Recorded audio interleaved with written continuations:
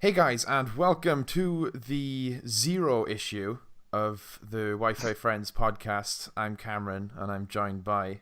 Hey, it's me. It's John. Well, is that going to be my introduction? Because that was really bad. Was That was it? really like, Okay, all right. Let me redo well, this. I don't. Is that going to be? No, no, no, no. Is that my catchphrase? Hey, it's me. It's me. Because I feel like I need to work on that. Yeah, okay. I thought you were critiquing the way I introduced you. I thought you wanted me to do you like a fucking No, no, WWE star. you were fantastic. You were. Oh, if could I get my own ring announcer? Can that be a thing? Just the fucking what's his name? I'm so out of touch with wrestling. It's been years. But Howard Finkel? let Like, me pull it. Let me pull it back into my head. Right, the guy. He used to get in the ring and he used to put his hand up. Come on, this is 9-year-old Cameron is working to get through to me.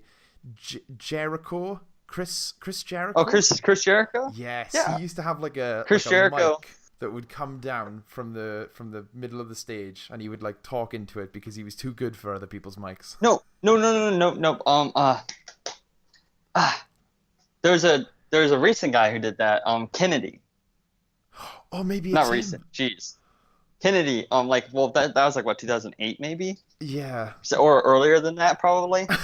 Yeah. Because the microphone would come down from the ceiling and he'd like yes, introduce himself.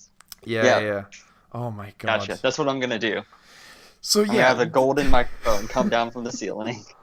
so for those of you who are confused as to why you clicked on this, um, I am this is too. yeah. I mean, thank you for Yeah. clicking, but also I'm confused as to why you clicked on it.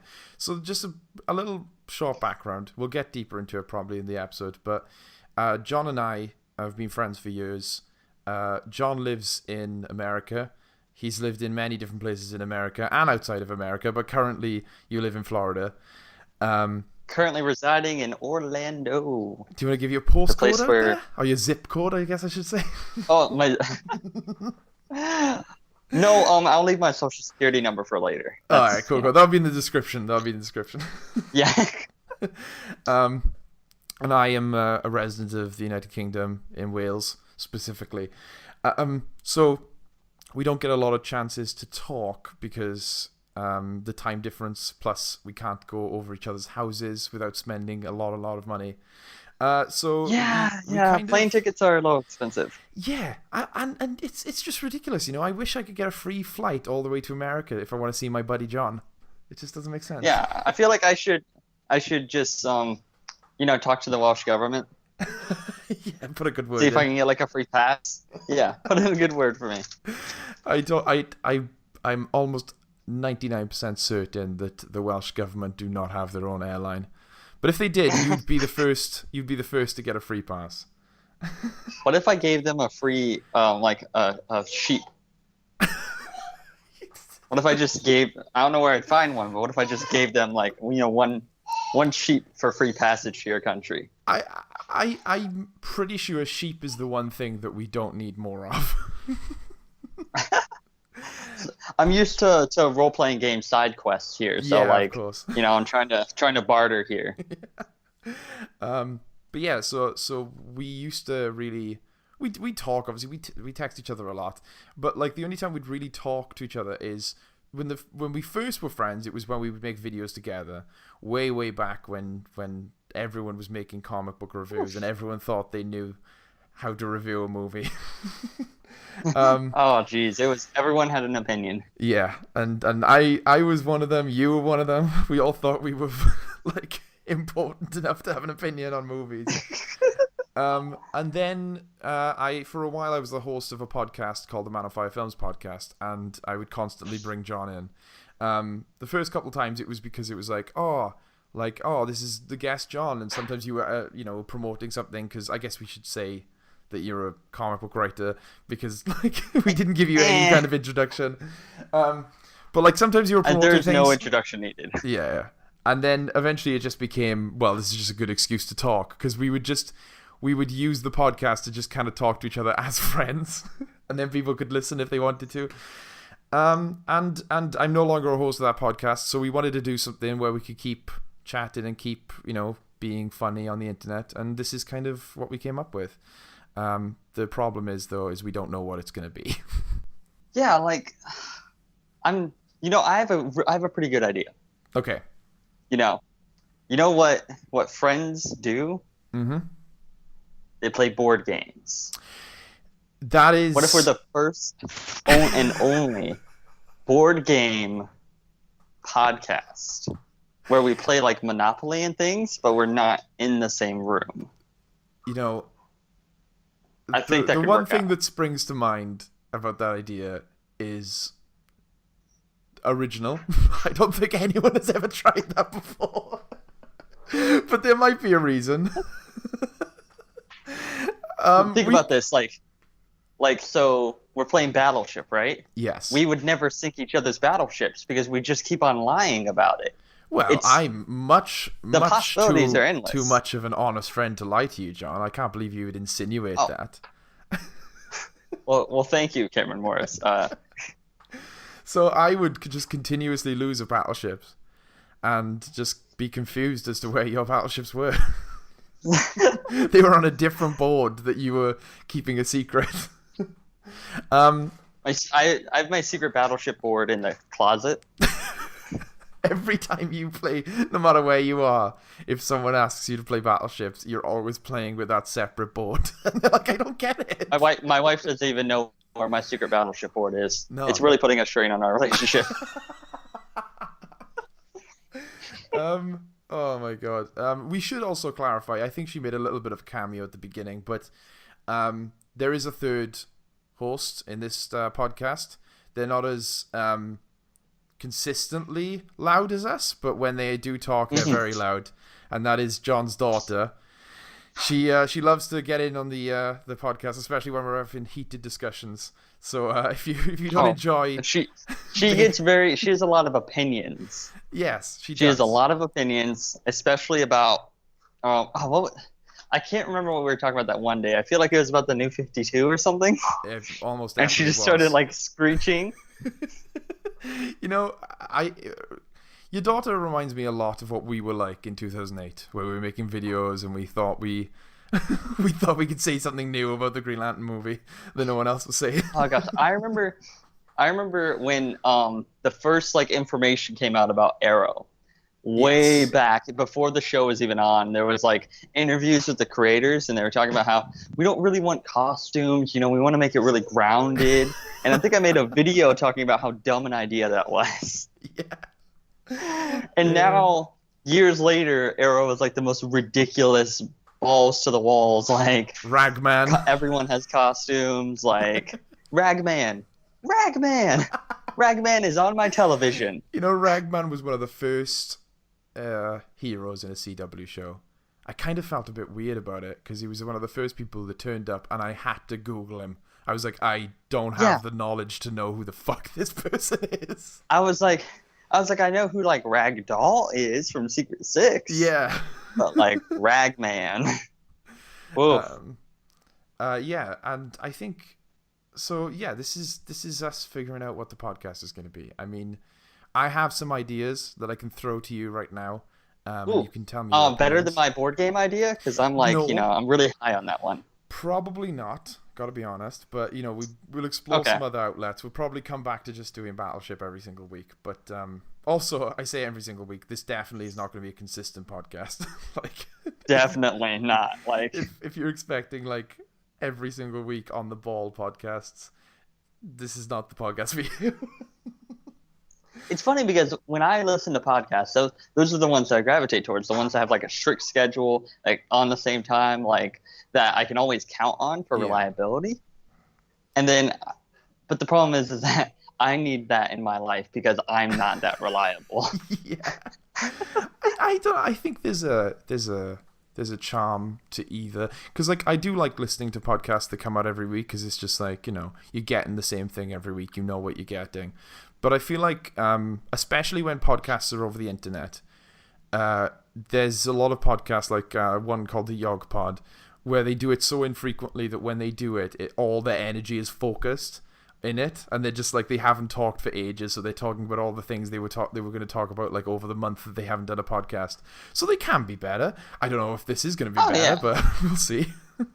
So, we're the best. Already decided. Episode 0. Yeah, issue 0. Haven't even uploaded a podcast yet. We already know we're the best. We're charting on iTunes. There's just a blank space on iTunes that's waiting It's for us. there for us. Yeah, Yep. yeah. So what were your ideas? I'm curious now. I had this is actually a genuine idea that I thought would be fun. You, since I think 2010 is the year you found out that I've never seen Rurouni Kenshin, which is an anime that you love a lot. It is. I will. You know what? I'm throwing it out there. It is by far my favorite anime series of all time. Number one. That's a tall order. Top spot. Rurouni Kenshin. Tall order. We have a lot of common opinions on movies and anime and stuff like that. So this is interesting that I've never watched it. I never really got round to it, but I thought this would be a good opportunity. I thought we could have like in each episode a little segment where before we record the podcast, because I'll have ample time. I'll probably have like more than a month. I'll watch an episode of Rurouni Kenshin on Netflix because it's freely available on Netflix. I'll watch one episode. Yeah. I'll take a shit ton of notes, and then I'll come on and for like a couple minutes every podcast, we'll talk about in depth an episode of Rurouni Kenshin. Oh, that'd be. And So what's people can, interesting watch about along like with the. us. Yeah. Oh my gosh. What's interesting about the anime? Because I started with the manga. Ooh. Manga. I always, well, see, I have a weird tangent for a second. Okay. You know, I'm a very straightforward guy. I don't get on tangents very often. Yeah, definitely. Never happens. But back in the early 2000s, as the kids say, Fair enough. was when everyone like the big debate of manga started. I feel like was it got super mainstream of like how do you pronounce it, and people were getting very like pish posh about it. Oh jeez. They're like, you mean manga? Like, so I cannot like talk about it without him having PTSD to these like dorky Hot Topic kids telling me that I was pronouncing manga or manga wrong. So you should just find a third completely wrong way to pronounce it, just so you get maximum Mango. Oh, have you read the mango for that? That's perfect. But yeah, so I started on the Rurouni Kenshin manga, Yeah. and the anime has a shit ton of filler. Oh my god! Oh my god! Like the manga is like maybe 20 something volumes. Okay. The anime is like a couple hundred episodes. Probably. Oh, Jesus fucking! This is gonna be like Naruto again, isn't it? Yeah, basically. Like, it just has a lot of stuff. Like, some filler's good, some filler's bad. There's an episode where they go on the bullet train. Okay. And it's hilarious and it's great. And Sanosuke Sagara, who's like the coolest, like cool guy character. Yeah. He's afraid of cameras. Because like they're trying to take cameras, whatever. And he's like, it's gonna steal your soul. And it's a great running gag. All right, fair enough. So I have a lot to look forward to. Yeah, it's going to be very interesting remembering these like random filler episodes, and I'm like, I don't know if that was an actual thing. There's a couple. Again, like we don't get off on tangents a lot. This is definitely not going to be a staple of the podcast. But here's Never. a tangent. There's a couple of animes that I think, because some animes they have to do filler. It's in their contract. They're like, we have to have a certain amount of episodes. The mango isn't long enough, so we have to extend it with filler. Is that going to be our new thing? Oh, definitely. I've decided that already. Okay, we're doing it. Okay, cool. Just making sure. So, they have to do it, and it's, a lot of studios they pull it out of their asses. They like try to make it as good as possible. Like, as much as Fairy Tail I kind of fell out of love with, season 1 had a couple fillers in it that was like you could see that they were kind of putting a lot of effort into the story of the fillers and trying to make them feel like they were in the canon of the story, not just these random some of the Naruto fillers were just, oh my fucking god. Like, I remember Naruto fillers that I was watching, I was like, this the characters are acting like they were 7 seasons ago, and they've not acted like that until this filler. It feels like they've wrote it back then. Oh my god, Chloe's angry about the fucking fillers as well. She hates filler. Filler is kind of her least favorite thing in anime. She hates filler so much. She just has 2 pieces of bread every time you ask her, does she want a sandwich? Just 2 pieces of bread, nothing in the middle. Yeah, nothing in them. Oh my god. Yeah, she hates it. We were actually the other day watching Haikyuu. I don't know what which is a volleyball anime. It's a volleyball anime. I've grown to love sports anime. Certain sports anime. The best. They're the best. The thing about it is like it has all that intensity of shonen animes without the risk of like characters dying, so you can like get invested. The only bad thing that can happen is someone gets kicked off the team, maybe, or they lose. But still, the stakes are super high. I'm on season 2 now. Okay. It's so good, really good. But all the episodes, even if nothing's really happening, they all have enough like character content in them. Yeah. That it feels like something's happening, even if they're still like training for, the next big tournament. It always feels like there's growth. Exactly, there's always growth. There's always forward momentum. Forward, always. Oh my god, you're gonna make me cry. Please. Someone texted me that out of the blue the other day just to make me cry, and I was like, "You fucking bastard!" So good. Never so good. Backwards. Always forward. That's good. So yeah, if you haven't figured it out yet, if this is definitely your introduction to us, John and I love comics, obviously, but what we love more than comics is the Luke Cage TV series. Like, I feel like it's really good. We haven't actually talked about it. We haven't, but I watched it, and as I was watching it, 2 thoughts came into my head. 1, my friend Jack Thomas is gonna love this, and 2, John Sick is gonna love this. Yes. Like, I didn't need to talk to you. I will admit, I felt like the second half kind of dragged a little. Yeah, because Stokes was such a like compelling villain, and I felt like Diamondback never really reached those heights. Yeah, but I mean, the thing is though, is that the way it was still interesting. It was still like really good, but just like comparing the first half and second half, I felt like there was definitely like a little bit of a drop. I think that I'll say there was a drop, especially, a lot of people they went as far as they didn't like it after the drop. I still enjoyed it. I still think it was fun. I still think it was interesting. But the core of that story is definitely what's his name again? The villain in the first half? Stokes. Stokes, yeah. Cottonmouth. Cottonmouth, that's the one. Like the problem with the drop is that I don't think you can fix it. Because the way they deal with Cottonmouth, I'm not going to spoil it, but the way they deal with Cottonmouth is so good. It's so perfect, and it fits his character so well that you're like, I'll forgive the drop. I'll forgive everything else because it had to happen that way. Exactly.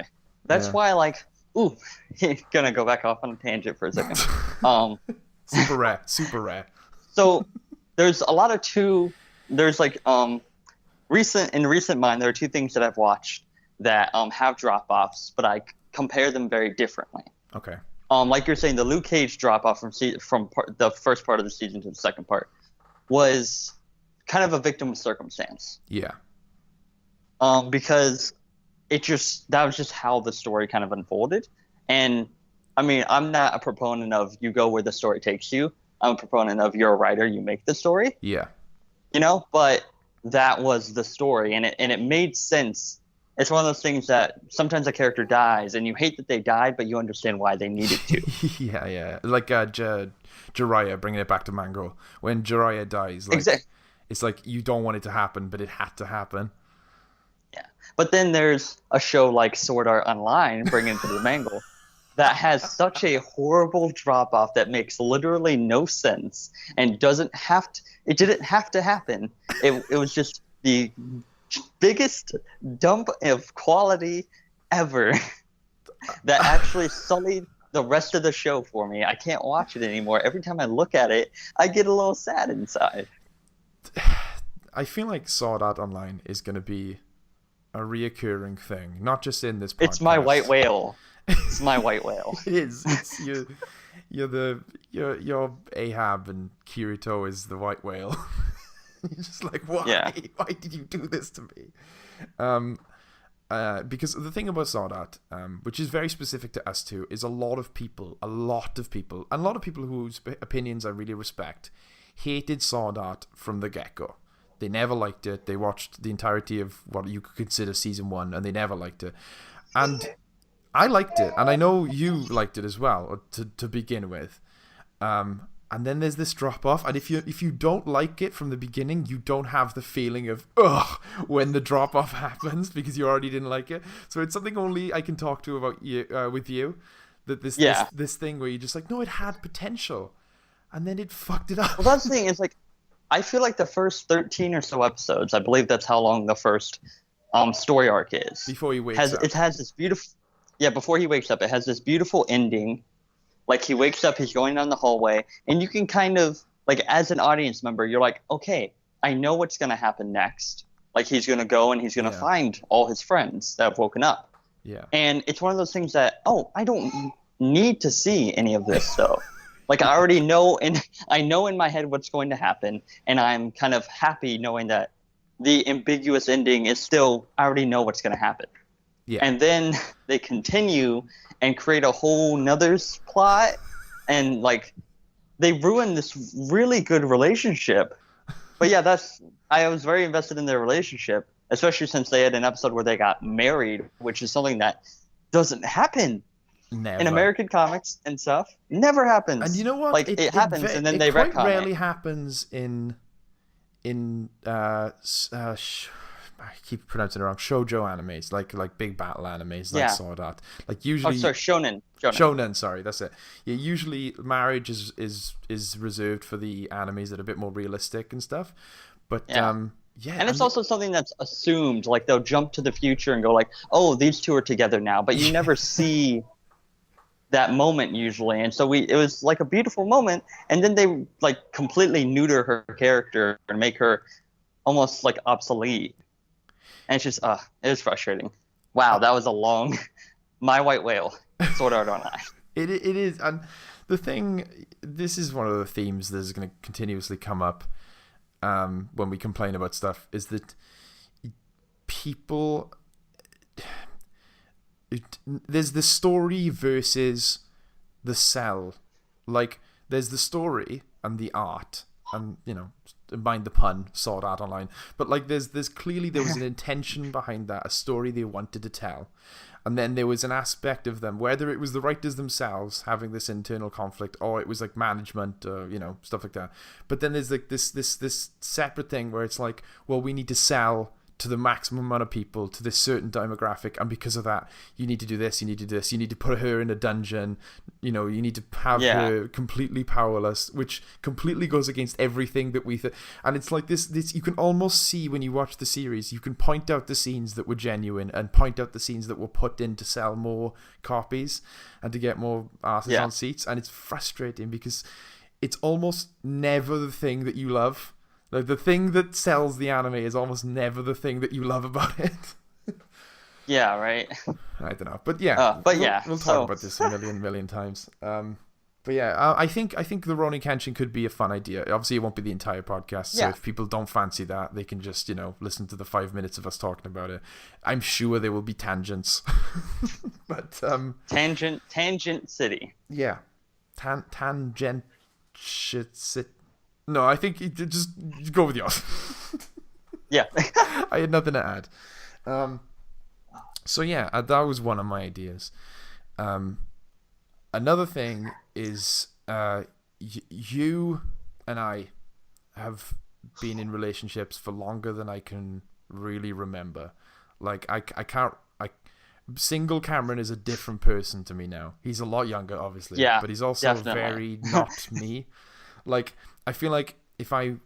And I'm sure you feel the same, and a lot of people in relationships who've been in relationships for a long time will say this, but like, if I had grown up, everything was exactly the same in my life. Like, everything happened, except I didn't, you know, get with Jen when I got with her. I would be such a completely fucking different person. So I think that... 100%. Yeah, and you even more so because I'm only engaged, but you are married with children. It might qualify us to give out some very dubious advice when it comes to Mm. relationships. I'm not going to say, hey, we're going to solve your problems, but we might be able to be like, hey, have you considered this opinion, or have you considered thinking it this way? So I thought it could be interesting. Obviously at the beginning of the show, I don't think we're going to get people submitting questions, but maybe if we Yeah. find commonly asked scenarios or questions and stuff, and maybe we can give our opinions on that, it'd be an interesting aspect. I don't know about Yeah, I think, especially from a guy who's writing a comic book called The Monogamous Adventures of Edward and Pepper. that. Um, I pretend to know a little about being in relationships, I guess. um, it's it's definitely, we're both creative people, and like you have comics obviously, and I have films, but we've both tried out many different mediums. Um, and it's hard to not talk about it because it's such a giant part of your life when you're in a relationship for that long. It's like it's hard to write or direct or to create things that don't have something to do with being in a relationship. I don't know if you ever find that. No, definitely. It's weird, especially talking to other people my age who aren't at that point. Yeah, Uh, it's just a weird, like, there's a disconnect. And so it's just interesting. Um, Even like writing too, because sometimes like when you're writing or when you're doing anything creative, and you're telling experiences that are not your own, it's putting yourself back in that mindset. yeah. And it's just a weird mindset to be in because it's something I haven't felt or thought in a very long time. I think what Over happens. 6 years now, I think. I'm approaching this Christmas Eve. It'll be 6 years, I think. I would have been with Jen, 8 years. Yeah, 8 years. So Wow. it's pretty fucking crazy. So yeah, I was literally I was 13 when we got together. So I was not even a man by most people's Yeah, no, standards. Um, we were boys. yeah, we were little boys. I think that what I find myself doing though because of this, and I'm kind of, everyone. Not everyone. I keep saying everyone when I mean some people. Some people, they try to pass it off as like, relationships are easy. If you find the person you love, they're fine and you never argue. But that's not true. But like you do No. definitely, I find, get to a point where you kind of, and I mean, I hope you found this because you married the person, but you kind of get to a point where you're like, it doesn't matter what the argument is. It doesn't matter, what's going to happen. We might fall out a couple times, but you get to a point where you're pretty certain you're never going to break up. You're pretty certain you're like, Yeah, yeah, this is the exactly. person for me. And it's not only, it goes beyond just loving them. It's like, oh, we are a team now and we will always be a team. And when you get to that point, I find myself going out and trying to talk to people and kind of gather experiences from people who are in completely opposite situations, like people who are either single or are in like the beginnings of a relationship. And I don't Yeah. know about you, but I find it hard to kind of find the line. Like sometimes I'll go too far. I'll be like, oh, what was it like? What were you doing then? How did you react to that? And they're like, okay, calm down. Sometimes I get the um I'll talk to people who are in a relationship and I'm like, so when are you guys getting married? And they're just like, whoa, and I'm like, oh, okay, I forgot not everyone um is maybe ready for that step or wants Yeah, that step. And so yeah, I had to like get used to not everybody moving like we did, which wasn't fast. I mean, it was like 3 years, but yeah. still, like, I know people who get just married not within six everyone. months. Yeah. I don't know. I guess our first piece of it, I don't know about advice, but perspective. Oh, we gotta find like a fun name that's got perspective or per, Perspective romance.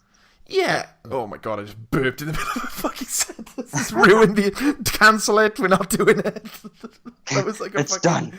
sneak burp trying to ruin my podcast. Um, no, I think yeah. Romantic perspective, whatever. But this is going to be like kind of the first segment we've done, even though it's episode 0, issue 0, whatever. I think the one thing we could probably agree on is that when people say they're like, oh, you get married, or you do this, you have a kid, bye, and then they give you either an amount of time that you've been in a relationship or an age. They're talking out of their ass. Yeah. I find that a lot of people love to, especially like older people or people who are single, they love to come up with these numbers, and I don't know where they get the numbers from because they're all different. They're like, some people like 25 and some people like 34, and I'm just like, that's so specific. Can't have kids till you're at least 30, bro. 30 years old, bro. Can't have no kids. Sorry, bro. John, I don't understand. You got Chloe. I don't know. Why do I have to wait? No, man. See, you gotta see. I didn't realize, that all this freedom I was missing, bro. This is why I'm constantly sad.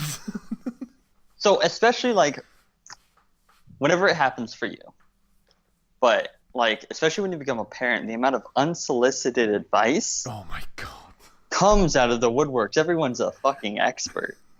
I'm terrified. I'm genuinely It's terrified. horrible. Everyone's got an opinion, and everyone thinks that something is, or someone's doing something wrong. Or it's not like, well, when I had kids, or when I was pregnant, we did this. Well, guess what? People are different. I'm honest. Like, I don't think I'm ready for kids yet, right? And have kids as long as you're of age, but have kids whenever you want to have kids, whenever you feel you're ready. I understand that, and I'm not going to. Don't have kids till you're 30. But not till you're 30. But like specifically myself, I don't think I'm ready for that step yet. But I do think I will be in the next couple of years or so. It's getting a little bit personal, but But I feel like the things I'm scared about, the things I need to overcome, about having kids, there's some stuff when it comes to like raising the kid and being a good father and being a good parent. But then I was also like, how do I not punch everyone who tries to give me unsolicited advice? Like, how do I cope with everyone? It's a lot of like, yeah, really? Oh, wow, cool. Sure, yep. Oh, so you only allow her to have fresh cow's milk under the red sun? Cool. Okay. It's like, no, tangent, but oh, rare. Sometimes I wake up, or I come back from the house, I walk into the room, and I look at it, and I feel like I'm Aragorn or Legolas from Lord of the Rings and the Two Towers. Okay. When they walk, and they're looking at the battlefield, and I'm like, blue cylinder in the middle of the field.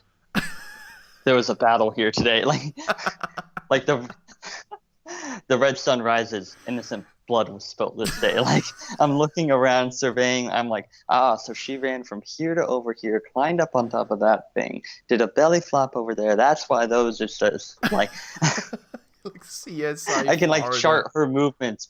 Yeah, exactly. I guess there already was a CSI Florida. It's called CSI Miami.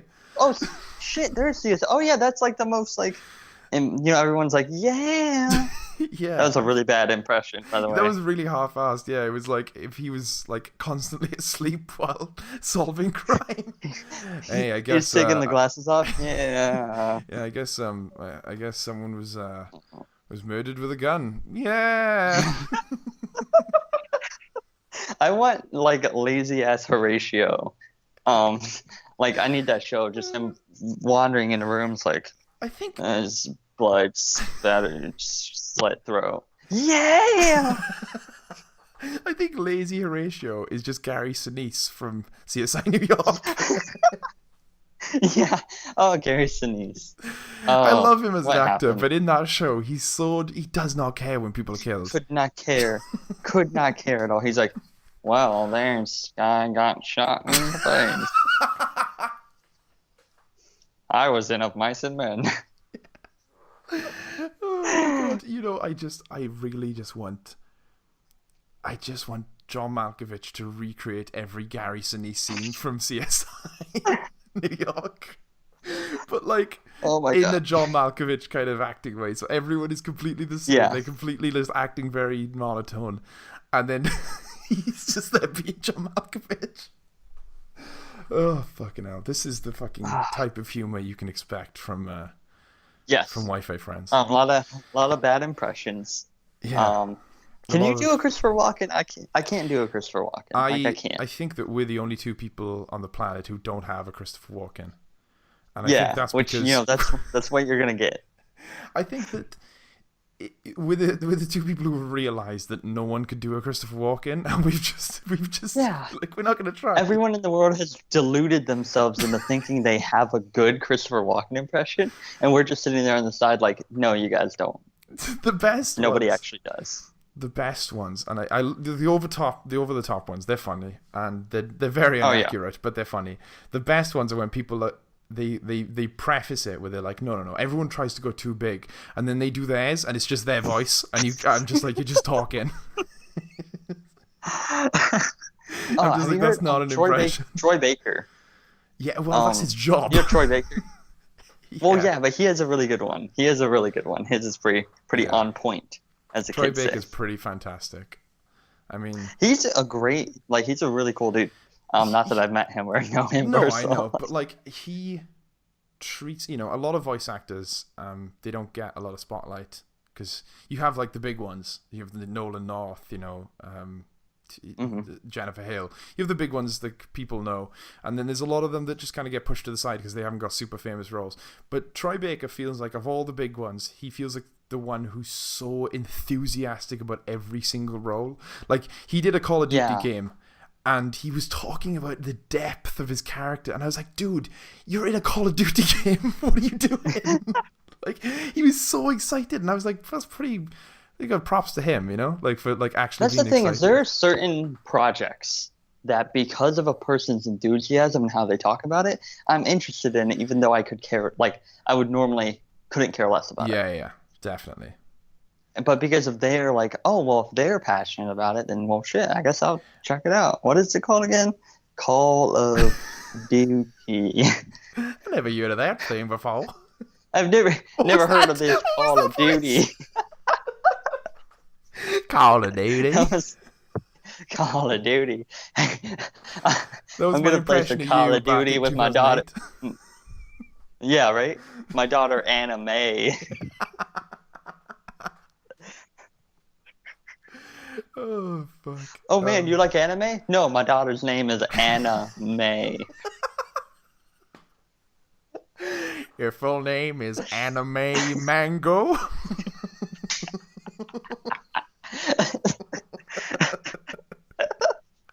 I might cry a little. Same. I love that we're not even one episode in yet, and we already have running gags and a character whose daughter is called Anime Mango. Anime Mango. So anime, what do you like to watch? I like Code Geass. I really like Robotech. That's the one with the big robots. I can't pull out. You're gonna fucking kill my family. They're gonna be bashing down the door. Oh my god. Oh my god. I don't like the 4Kids dub. I'm more of a Funimation guy or girl. I apologize. Yeah, I'm not gender specific. Okay. There's something, I'm not anime Mangle. I know I'm not the type of person. I say this after doing a terrible accent. I'm not the type of person to make fun of the South. I'm sure the South is a very diverse place with a bunch of people, and they get blanketed. But there's something hilarious in my brain, in just my animalistic, comedy brain. Something hilarious about someone with a very thick Southern accent who's the most liberal person ever. Completely. I don't know what because I lived in the South. Yes. I technically still do, I guess. And so I've met all these different types of people. They're this very liberal-minded, gender studies college students and stuff like that. And they're extremely racist redneck guys. But whenever I hear it, it's always like the weirdest off-putting thing because you associate this way of speaking with a certain mindset. Yeah. And so when you hear someone who's like, I mean, I don't care who goes to which bathroom you go to. It's not really a big deal to me. I'm blown away because I'm used to that guy saying horrible things. It's weird as well because there's nothing wrong with it, but it's just like there might what's funnier to me is that there's something wrong with me. Like, there's something in my brain that makes that funny, and then that makes it funnier. The fact that for some reason I find that funny. Yeah, fucking hell. Tangents. We never go on tangents. This is rare. Very rare. Yeah, this a rare occasion. I can't even remember what the fuck I don't know we what that were was. talking about. I'm doing all the bad impressions in the world too. I apologize. This is rough. It's just par for the course, man. It's par for the course. Yeah, but you know, I don't know a lot about golf. You know, but I know that this right here is par for the course. Yeah, it is. It's got a good 2 par. Got a clean 2 par. That's like a mini golf par. I don't know what that is. Is that a buy? I don't understand. I know nothing about sports. I think is mini golf a sport? No, that was a pretty good touchdown. I think. Like that's a good cool. Steal Yeah. Good stealing those bases there, Cameron. Oh my god. So sports, the only anime, sports that will probably be featured in this podcast are ones that are created in a writer's room with title belts. Or the one true sport, professional wrestling. Oh, yes. I was obviously talking about American football. Part of me wants to almost send you whenever we're gonna do a podcast random clip or match or something wrestling related, and then try to explain to you what is happening. Mate, what is the connotation? So up for that, because I know what would happen. Right, you'd send me a couple of clips. We'd be a couple episodes in, and it would be fun because you'd be doing this thing where I'd be trying to speculate, and then you'll send me one, not knowing that it's like my favorite match as a kid. And we'll come out of the podcast and I'll be like, John, you don't understand. This was happening. Then there was all this tension building with fucking Chavo Guerrero. And then it was like all this. And then fucking, you didn't understand because DX was like split up, but they were about to get back together. And then Bret the Hitman Hart was there and he was doing this. And he was hiding under the ring all the time. He was hiding under the ring for 2 hours. Why he was there? I don't know. It's just, he's Bret the Hitman Hart. That's what happens. Because like I have this very intense wrestling phase, which was like, I think it was like 6 to 10. I did these 4 years. I think that's most people's intense wrestling phase is from the ages 6 to 10. And it's like I worshipped it, and I'd learn everything. I'd go like proper, like I think we're just wired this way. There are some people, people call them geeks or whatever, or nerds. But they're just wired the way where they when they get interested in something, they need to know everything about it. They need to fucking dive in. And I was that way for wrestling. And then it wasn't like one of those things where I was like, I found out that it was fake because I knew it was fake going into it because my friend who brought me into it was like, oh, it's great. Like it's like a soap opera, but they fight. And I was like, oh, I'm up for that. Yeah. So like it was never like that Christmas moment that kids talk about where they find out that Santa wasn't real. Like I always knew that. I never had that moment. You never had the Santa moment or the wrestling moment? No, the Santa moment. Really? I always knew the wrestling thing. I never had the wrestling moment either. But I never had the Santa moment. Well, you still think he's real? Yeah. What do you mean he's not real? He comes to my house every year. I send him a change of address card every time. Oh, fair.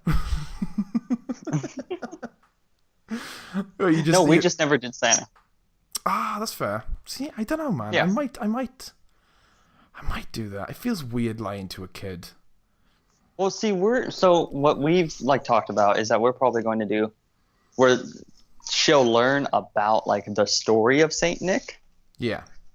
And about, the idea of like this season of the year is about giving to people, and like there's this person who used to do that and give everyone gifts, and we honor his memory, or I don't know, something probably way more poetic than that. By giving people gifts and giving away things and trying to help those lesser in need, blah, blah, blah, from playing blah. Yeah. That's interesting. I mean, it's weird because it's like, I feel weird lying to your kid. And I know it's about and then you don't have to have that moment, which is like a soul-crushing moment of like, yes, I've been lying to you all this time. Yeah. Santa Claus isn't real. And it's always some dick in school that tells you. Always. So some Jeffrey. guy It's always who, Jeffrey. yeah, and Jeffrey's just like, I found out, so everyone needs to be ruined. Yeah. Everyone needs to have... And like, I was one of the kids that was like, no, Jeffrey, you're wrong. My parents would never lie to me. And for like 2 years, I was like, Ma'am, you'll never guess what Jeffrey said the other day. You'll never guess. Oh, what, Cameron? That's your mom. What? What, Cameron? She's for some reason the only Cockney member of my family. No, what, that's Cameron? the sad thing is high school musical theater students only know 2 types of British accents. Posh or Cockney. There is no in between. You're either super pish posh or you're very Cockney, like syllables dropping out every 2 seconds. Oh my god. This is...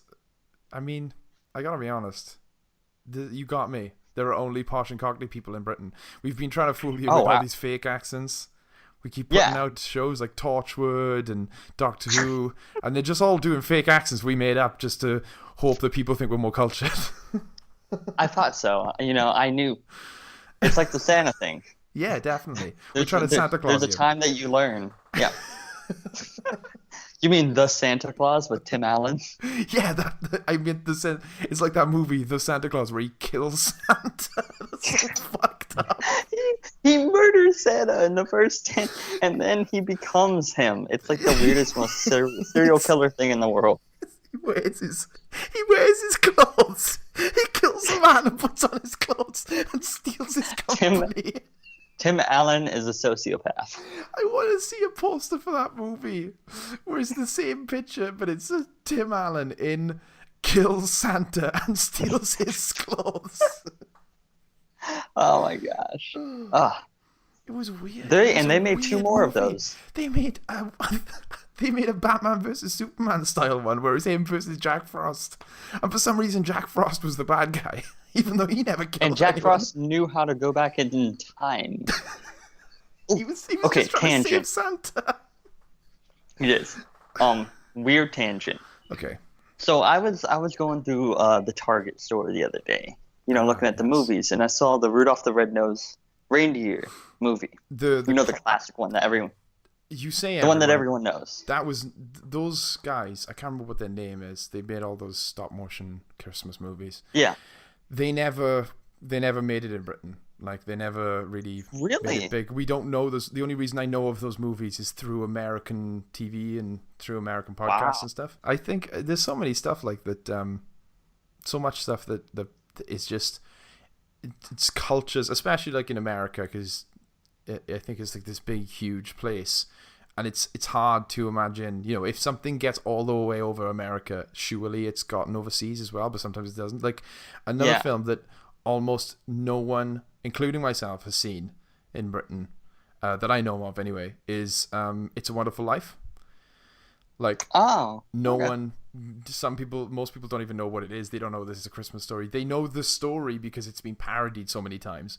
But like in different like media and stuff. Yeah, like everyone knows the Simpsons version of it, but like no one knows the actual story. And like, it's like one of those things where I was like, I think I'm gonna watch that this year because it's like such a tradition everywhere in America, and it just never go over here. It's crazy. So it's funny. For the first time, I think it was yesterday, I saw Mean Girls. Oh shit! I had that experience earlier this year. I think it was. Yeah, I've never seen it, but I've always known it was something that people quoted, and I always just went along with it because I didn't want to get the whole "what you've never seen." Oh my god! So Christina, I let the cat out of the bag, and I told my wife, and I was like, "Hey, I've actually never seen Mean Girls." And she was threw the ring back at you. Yeah, she's like, "We're done." Packed up, left. She grabbed I'm Chloe still sitting at the home. Ran out. I'm still on the couch crying. Then I texted you. I was like, "Do you want to do a podcast?" And I'm like, I just need someone to talk to. Yeah. But and then I watched it last night, and I was like, oh, okay, I understand. Yeah. I understand now. I get the references, and also I understand how it became like that cult. Like it's Clueless. Have you ever seen the movie Clueless? I've never seen the movie Clueless. No.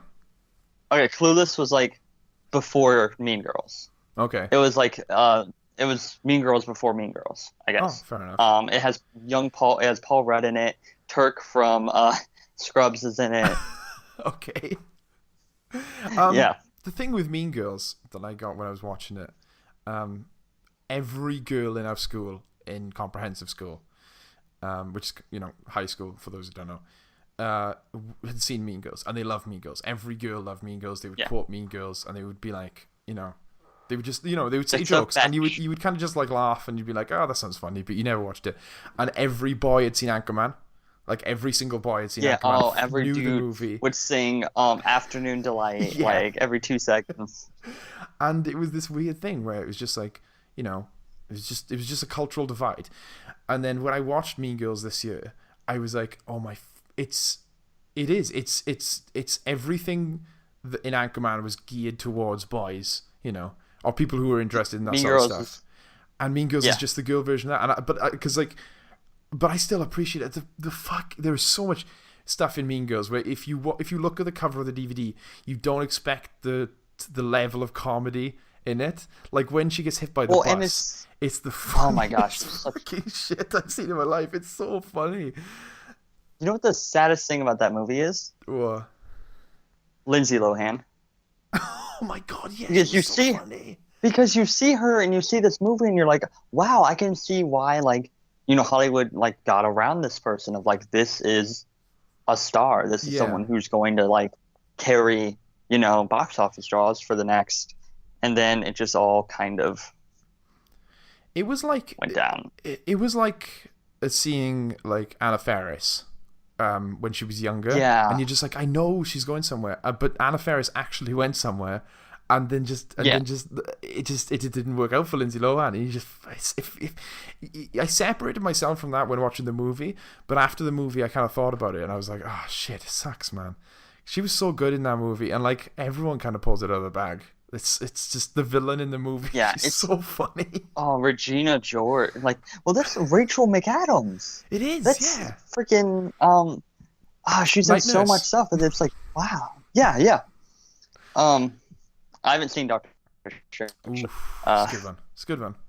yeah, It's I know. not like a. Yeah, I've heard it's really good. It's one of those. I don't know how you felt about Ant-Man, but I felt like it was like an Ant-Man, but a little bit better. But it was just like, not the Yeah. best Marvel movie ever, but still like Marvel quality. That's exactly how I felt about Ant-Man. Not the best. Honestly, felt like the movie would have been more interesting if we focused more on Hope and Scott's relationship. Or sorry, Yeah. Hope and Hank Pym's relationship than on Scott Lang. Or if the hero of the movie was his best friend. Who's the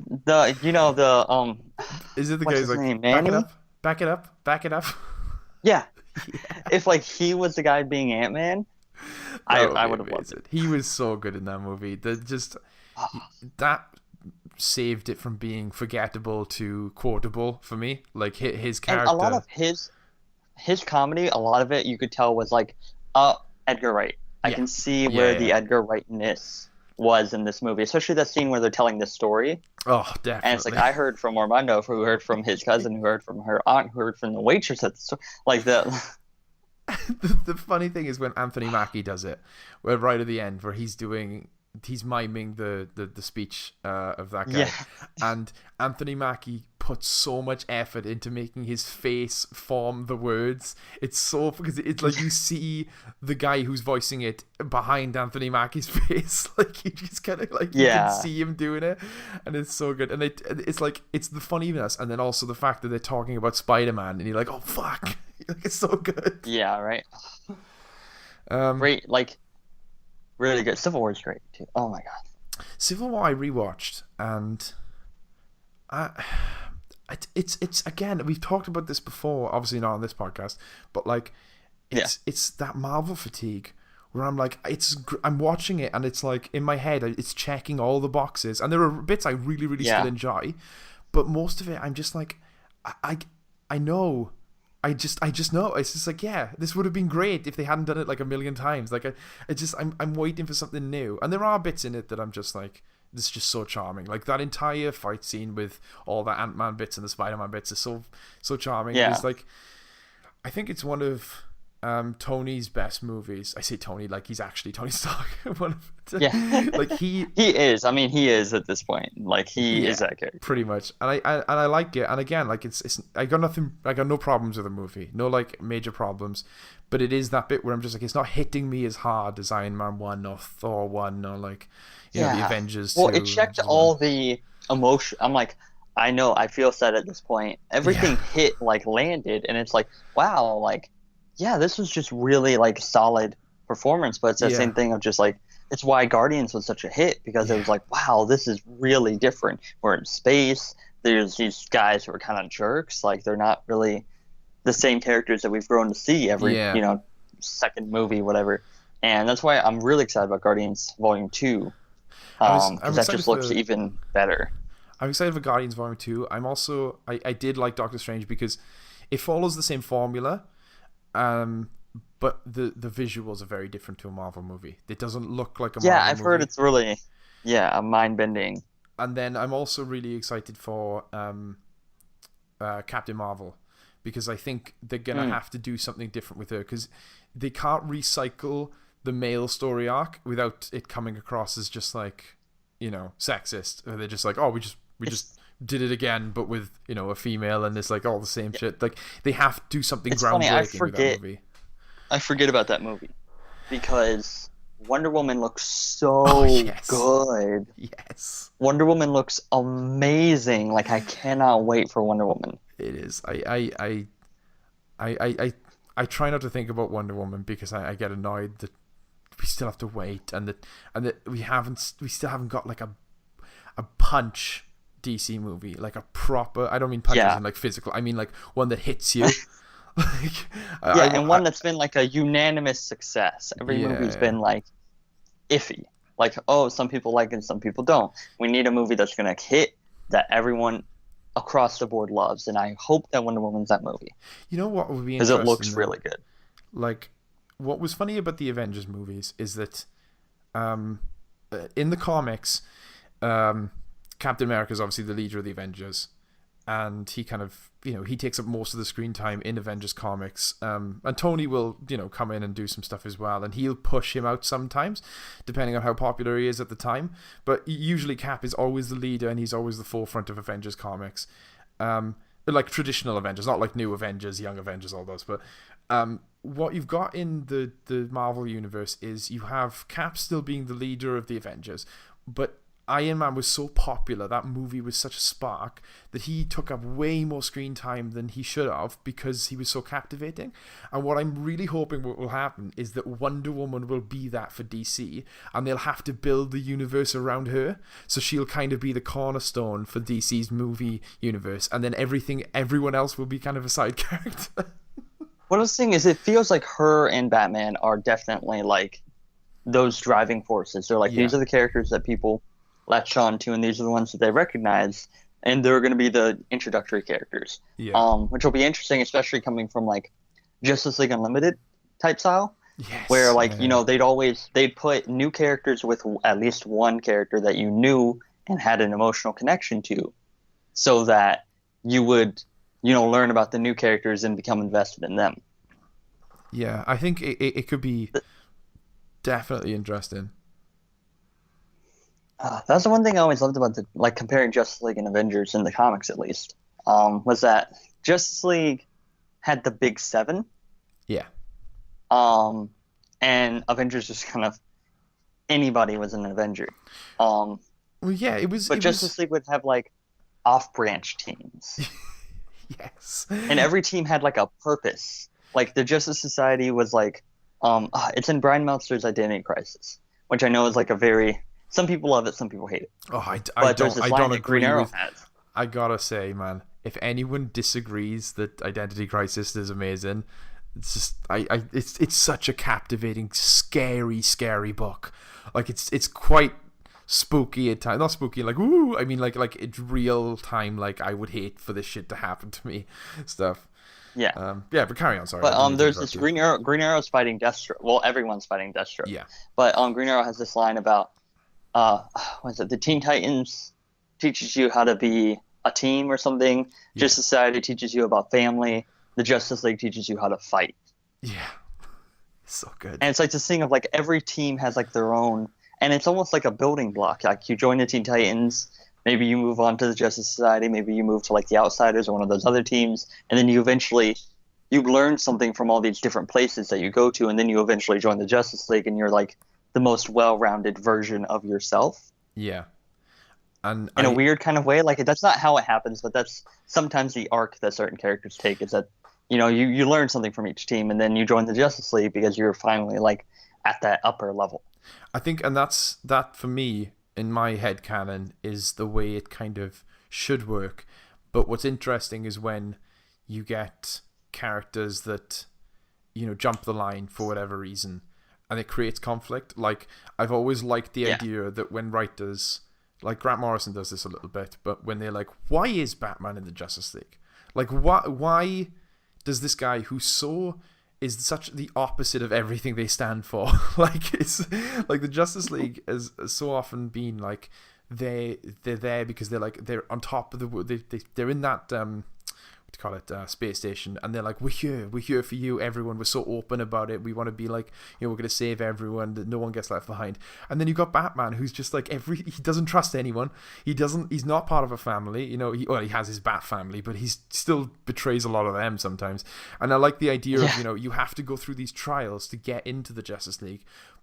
And even though Batman puts people through these trials, he couldn't pass them himself. And I think that creates like an interesting conflict, and that's always like you said, Identity Crisis really plays with that. It plays with the idea of the Justice League being this collection of people who they're all in love with each other. They're not like in a sexual way, but like they all love each other as a family, as friends, as everything. Like they're the perfect team. And when one thing goes wrong, it affects everyone. That funeral scene is so good, where you just see everyone, and it's just like the saddest thing ever. And you're not like, oh, they've just brought that person in to draw him into the comic. They're just like, no, everyone deserves to be at this funeral. It's so good. I don't know, man. This is it. So this is we've done an hour, and I think this is an accurate representation of what the podcast is going to be. So if you've enjoyed this, then stick around, and if not, so no worries. It's cool. It's cool.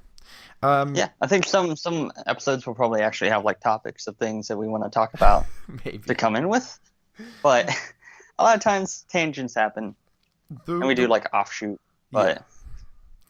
It's about connecting. It's about reconnecting and kind of. The thing is, I think that the tag for this podcast, the thing that everyone needs to know if they're going to listen, or if they want a main reason for why they don't like us, I'm going to summarize it for you.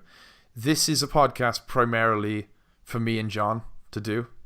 We're not making this for anyone specifically. It's kind of like if people enjoy it, they enjoy it. If not, that's fine. But the main audience for this podcast is John and I. Yeah. I think you'll agree with that. It's a way for us to talk to each other and to just talk to each other, because like our schedules are crazy busy and different time zones, and we're Wi-Fi friends. Yes. See how that all connected? Yeah. Just like my terrible Wi-Fi.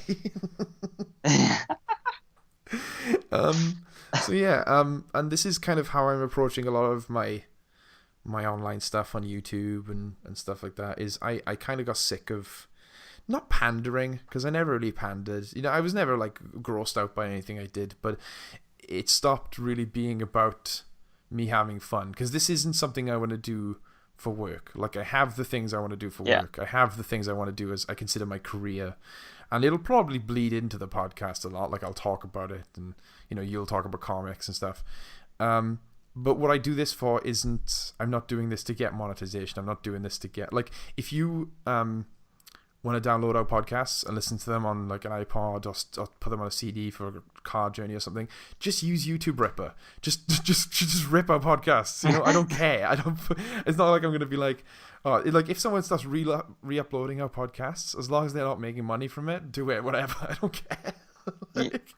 Yeah, exactly. It's like this is for us. Yeah, and in return, we're probably gonna shamelessly plug anything we make. Yeah. Oh, 100%. Yeah.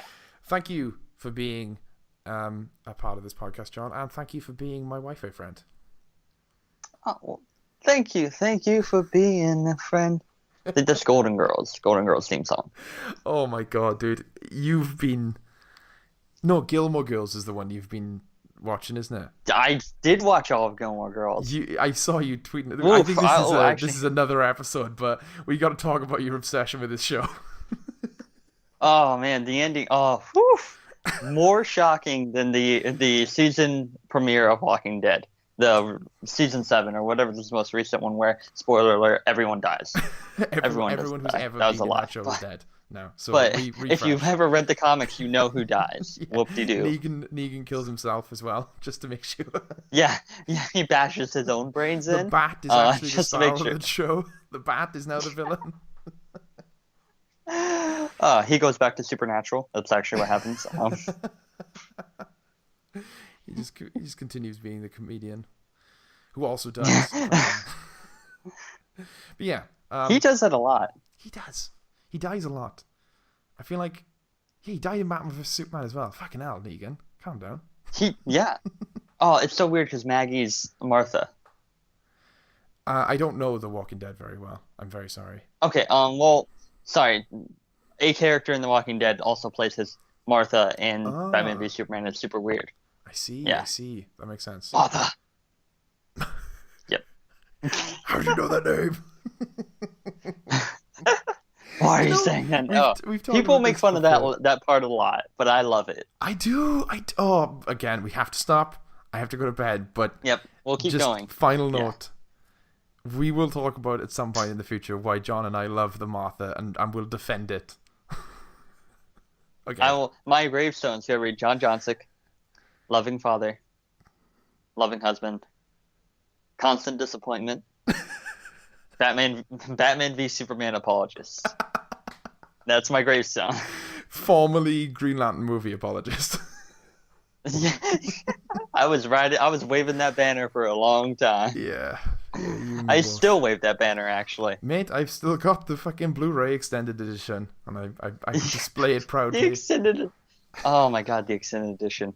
I remember we did a commentary over it. Oh wow. And part of it, we just started talking about One Piece. Yeah, and I think I fucked up the. I never tried to watch it with the movie, so we never know to this day whether it works. Yeah, right? Okay, well, we'll see you guys on the next one.